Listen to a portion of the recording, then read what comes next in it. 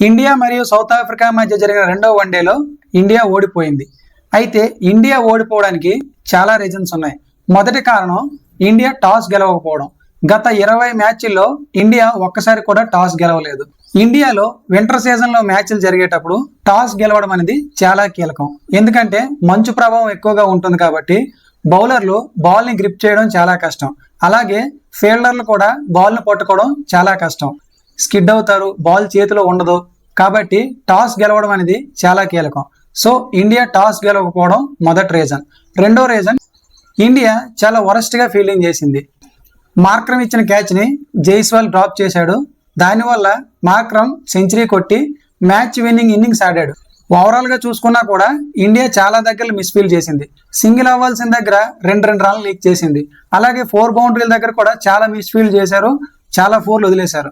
కాబట్టి మిస్ఫీల్డ్ చేయడం కూడా మ్యాచ్ ఓడిపోవడానికి ఒక రీజన్ అని చెప్పొచ్చు. ఇక మూడో కారణం ఏంటంటే 40 ఓవర్ల వరకు కూడా ఇండియా బాగానే బ్యాటింగ్ చేసింది. మంచి హెల్దీ స్కోరే ఉంది, హెల్దీ రన్ రేట్తో హెల్దీ స్కోరే ఉంది. ఎప్పుడైతే లాస్ట్ 10 ఓవర్లు యాక్సలరేషన్ చేయాల్సిన పీరియడ్, ఆ టైంలో ఇండియా అటాకింగ్ గేమ్ ఆడలేదు, సరిగ్గా గేమ్ని ఫినిష్ చేయలేకపోయింది. రాహుల్ అంతో ఎంతో ఆడాడు కానీ జడేజా కనీసం అటాకింగ్ చేయడానికి చూడలేదు, అటాకింగ్ షాట్స్ ఆడలేదు. బాల్ ఎక్కువ, రన్లు తక్కువతో ముగించాడు. సరైన ఫినిషర్ లేకపోవడం కూడా ఒక కారణం. హార్దిక్ పాండ్యా, రింకు సింగ్ ఇలాంటి ప్లేయర్స్ ఎవరైనా ఉండుంటే మేబీ అటాకింగ్ గేమ్ ఆడుండే వాళ్ళు ఒక 30 నుంచి 40 రన్లు ఎక్స్ట్రా వచ్చేవి. ఇండియా ఆల్రౌండర్స్ నమ్ముకుంది, వాళ్ళు సరిగ్గా పెర్ఫార్మెన్స్ చేయలేదు. గత వన్డేలో, ఈ వన్డేలో 2 వన్డేల్లో కూడా వాషింగ్టన్ సుందర్ ఫెయిల్ అయ్యాడు. బ్యాట్తోని ఫెయిల్ అయ్యాడు, బాల్తోని ఫెయిల్ అయ్యాడు. జడేజా కూడా 2 వన్డేల్లో పెద్దగా రాణించింది లేదు. సో ఇద్దరు ఆల్రౌండర్స్ని నమ్మి ఇండియా మోసపోయిందనే చెప్పాలి. అన్నిటికంటే ఇండియా ఓడిపోవడానికి అతిపెద్ద రీజన్ బౌలర్ల కేవలమైన ప్రదర్శన. ఒక్క బౌలర్ కూడా ఇంటెన్సిటీతో బౌలింగ్ చేయలేదు. 50 ఓవర్లలో ఒక్క స్పెల్ కూడా టఫ్ స్పెల్ పడలేదు. లోయర్ ఆర్డర్ బ్యాట్స్మెన్ వచ్చి కూడా సింపుల్గా సింగిల్ కొడుతున్నారు, 4లు కొడుతున్నారంటే ఇండియా ఏం బౌలింగ్ చేసిందని. లోయర్ ఆర్డర్ బ్యాట్స్మెన్లు, టైలెండర్ బ్యాట్స్మెన్లు బ్యాటింగ్ చేస్తున్నప్పుడు ఎవరైనా యార్కర్లో లేదంటే బౌన్సర్లో వేసి అటాకింగ్ బౌలింగ్ చేస్తారు. కానీ మన వాళ్ళు మాత్రం మధ్యలో బంపు కుదుతుంటే వాళ్ళు సింపుల్గా సింగిల్స్ తీసి స్ట్రైక్ రొటేట్ చేశారు, మధ్యలో 4లు కొట్టారు, ఈజీగా మ్యాచ్ గెలిచారు. ఫస్ట్ వన్డేలో గెలిచారు అంటే ఆల్అౌట్ అయిపోయారు కాబట్టి గెలిచారు, కానీ లేదంటే ఈజీగా సౌత్ ఆఫ్రికా ఆ మ్యాచ్ గెలిచి ఉండేది. సో 2 మ్యాచ్ల్లో కూడా ఇండియా నుంచి అయితే బౌలింగ్ పెర్ఫార్మెన్స్ ఏమీ బాగోలేదు. అసలు ఇలాంటి బౌలింగ్తో 2027 వరల్డ్ కప్ ఆడితే ఇండియా వరల్డ్ కప్ గ్రూప్ స్టేజ్లోనే వెనక్కి వచ్చేది. అంత దారుణంగా ఉంది బౌలింగ్. అసలు ఇండియన్ టీమ్ సెలక్షన్ కూడా చాలా దారుణమైన సెలక్షన్. ఈ సిరీస్కి సెలెక్ట్ అయిన 15 మంది ప్లేయర్స్ని కనుక చూసుకుంటే, ఒకవేళ ఈ టీంలో ఏ బౌలర్కైనా గాయం అయితే బ్యాకప్గా తెచ్చుకుందామంటే బౌలర్ లేడు. ఈ 15 మందిలో ప్రసిద్ కృష్ణ, హర్షదీప్ సింగ్, హర్షిత్ రాణా, కుల్దీప్ యాదవ్, వాళ్ళతో పాటు 2 ఆల్రౌండర్లు జడేజా, వాషింగ్టన్ సుందర్. వీళ్ళలో ఎవరైనా ఫెయిల్ అయితే బెంచ్ మీద ఉన్న వాళ్ళని తెచ్చుకుందాము అంటే బెంచ్ మీద ఉన్న ప్లేయర్స్ అందరూ కూడా బ్యాట్స్మెన్లే. రిషబ్ పంత్, ధ్రువ్ జురేల్, తిలక్ వర్మ, నితీష్ కుమార్ రెడ్డి. ఒకవేళ బౌలర్ కనుక ఇంజ్యూరీ అయినా లేదా బౌలర్ని రీప్లేస్ చేయాలనుకున్నా వాళ్ళలో ఎవరిని తెచ్చి రీప్లేస్ చేస్తారు? అసలు కనీసం బ్యాకప్ బౌలర్ లేకుండానే టీం సెలెక్షన్ చేశారు. ఇండియాకు బ్యాటింగే బలం. రోహిత్ శర్మ, విరాట్ కోహ్లీ, కేఎల్ రాహుల్, వాళ్ళతో పాటు యంగ్స్టర్స్ ఉన్నారు కాబట్టి బ్యాటింగ్ కాకుండా బౌలింగ్లో బ్యాకప్స్ని తీసుకుంటే బాగుండేది.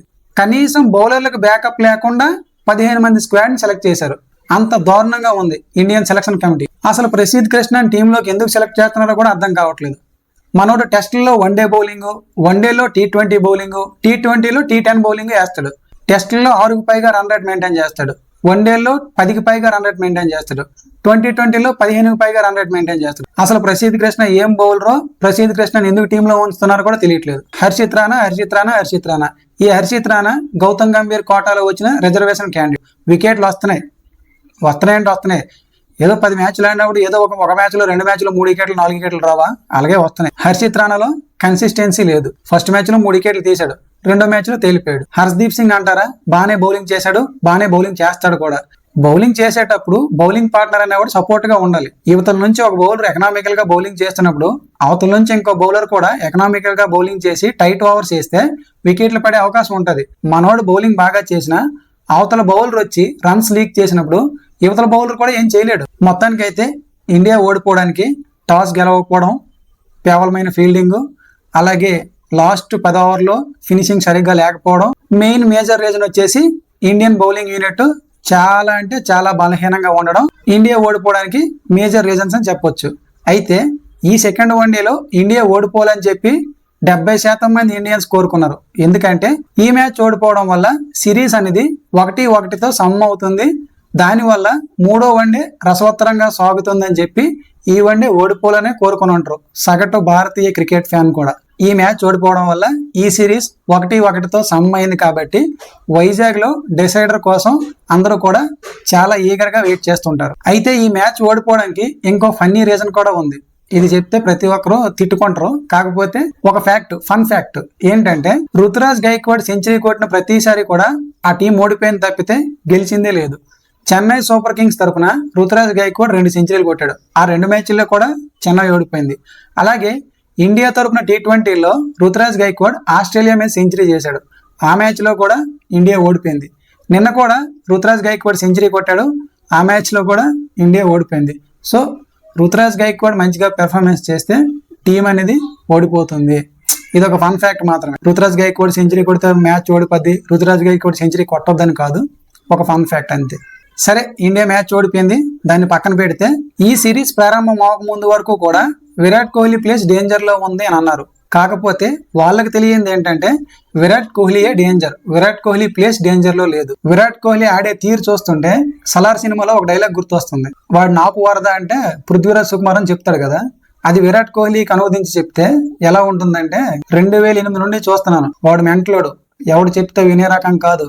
2027 వరల్డ్ కప్ ఆడే వరకు వాడు ఆగడు, ఎవరు ఆపినా ఆగడు. అలా ఉంది Virat Kohli performance. 2027 world cup ఆడి తీరుతాను అన్నట్టుగా ఆడి చూపిస్తున్నాడు. తింటాడు, పడుకుంటాడు, వస్తాడు, సెంచరీ కొడతాడు, రిపీట్. అసలు ఏం కొడుతున్నాడు అయ్యా, సెంచరీల మీద సెంచరీలు. 2019 నుంచి ఇప్పటి వరకు విరాట్ కోహ్లీ 18 సార్లు సెంచరీ కొడితే ఒకే ఒక మ్యాచ్ లో ఇండియా ఓడిపోయింది. అది కూడా నిన్న మ్యాచ్ లోనే ఓడిపోయింది. నిన్నటి మ్యాచ్ లో సెంచరీ కొట్టిన విరాట్ కోహ్లీ 84వ సెంచరీని పూర్తి చేసుకున్నాడు. అలాగే వన్డేల్లో ఎవరికి అందనట్టుగా 53వ సెంచరీని పూర్తి చేశాడు. వన్డేల్లో సెంచరీల విషయంలో విరాట్ కోహ్లీ దరిదాపుల్లో కూడా ఎవరూ లేరు. వన్డేల్లో విరాట్ కోహ్లీ రిటైర్ అయ్యే వరకు కూడా ఈ నెంబర్ ఇలా పెరుగుతూనే ఉంటుంది. ఈ రికార్డ్ అలా అలా అలా ఇంకా పెరుగుతూనే ఉంటుంది. వరుసగా 2 మ్యాచ్ల్లో సెంచరీలు కొట్టడం విరాట్ కోహ్లీ కొత్త ఏం కాదు. ఇది 11వ విరాట్ కోహ్లీ 2 మ్యాచ్ల్లో 2 సెంచరీలు వరుసగా కొట్టడం 11వ. ఇలా ఇప్పటి వరకు ఏ బ్యాట్స్మెన్ కూడా ఇన్నిసార్లు కొట్టలేదు. అయితే విరాట్ కోహ్లీ తర్వాత వరుసగా 2 మ్యాచ్ల్లో 2 సెంచరీలు కొట్టిన బ్యాట్స్మెన్ కనుక చూసుకుంటే ఏబీ డివిలియర్స్ 6 సార్లు అలా చేశాడు, రోహిత్ శర్మ 4 సార్లు, బాబర్ అజమ్ 4 సార్లు, డేవిడ్ వార్నర్ 4 సార్లు, సయ్యద్ అన్వర్ 4 సార్లు కొట్టారు. ఈ రికార్డుకి దరిదాపుల్లో కూడా ఎవరూ లేరు. 2016, 17, 18 టైంలో విరాట్ కోహ్లీ రన్లు కొట్టాలి, సెంచరీలు చేయాలని ఎంత కసిగా ఉండేవాడో, ఎంత ఈగర్గా ఉండేవాడో, ఇప్పుడు కూడా అంతే కసితో ఆడుతున్నాడు, అంతే ఇంటెన్సిటీతో ఆడుతున్నాడు. 2027 వరల్డ్ కప్ లో విరాట్ కోహ్లీ ఆడడం అనేది దాదాపుగా ఖాయమనే చెప్పొచ్చు. ఇండియన్ ఫ్యాన్స్ అందరిలోనూ విరాట్ కోహ్లీ ఫ్యాన్స్ లోనూ ఉన్న సందేహం ఏంటంటే 84వ సెంచరీ పూర్తి చేశాడు కాబట్టి 100 సెంచరీలు కొట్టగలడా లేదా, విరాట్ కోహ్లీ 100 సెంచరీలు కొడతాడా అనే ప్రశ్న అయితే అందరిలో ఉంది. దానికి సమాధానం ఏంటంటే ఇంకా ఇండియా 2027 వరల్డ్ కప్ వరకు కూడా 20 వన్డేలు ఆడనుంది.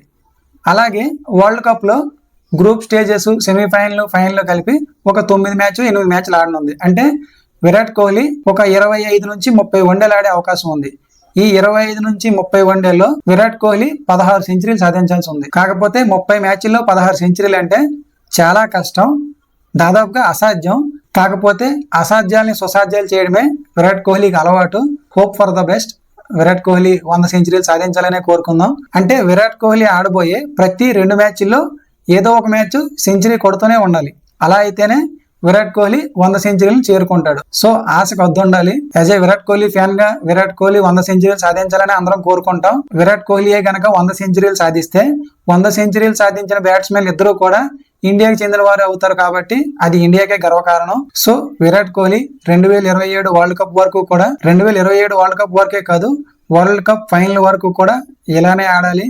ఇంతే కసిగా, ఇంతే పరుగుల ఆకలితో ఆడాలని చెప్పి కోరుకుందాం. విరాట్ కోహ్లీ 100వ సెంచరీ 2027 వన్డే వరల్డ్ కప్ ఫైనల్లో కొట్టాలని కోరుకుందాం. 2027 వన్డే వరల్డ్ కప్ లో ఫైనల్లో చేజింగ్ లో సెంచరీ కొట్టి చేజ్ మాస్టర్ అనిపించుకొని 100 సెంచరీలు సాధించాలని ఆశిద్దాం. వరల్డ్ కప్ ని లిఫ్ట్ చేయాలని కోరుకుందాం. సో ఇలా గనక జరిగితే ఇండియన్ ఫ్యాన్స్ కి గానీ, విరాట్ కోహ్లీ ఫ్యాన్స్ కి గానీ అసలు మామూలు ట్రీట్ అవ్వదు అది. అలా గనక జరిగితే విరాట్ కోహ్లీ రిటైర్మెంటు, అలాగే Virat Kohli career end card చాలా హైలో ముగుస్తుంది. సో అలా జరగాలని కోరుకుందాం. ఈ వీడియో చూస్తున్న వాళ్ళలో ఎవరైనా విరాట్ కోహ్లీ ఫ్యాన్స్ ఉంటే మీ థాట్స్ ఏంటో కింద కామెంట్ సెక్షన్లో రాయండి. విరాట్ కోహ్లీ 100 సెంచరీలు కొడతాడా, కొట్టడా? ఒకవేళ కొడతాడు అనుకుంటే విరాట్ కోహ్లీ 100వ సెంచరీ ఎప్పుడు పూర్తి చేస్తాడు అనుకుంటున్నారో కింద కామెంట్ సెక్షన్లో కామెంట్ చేయండి.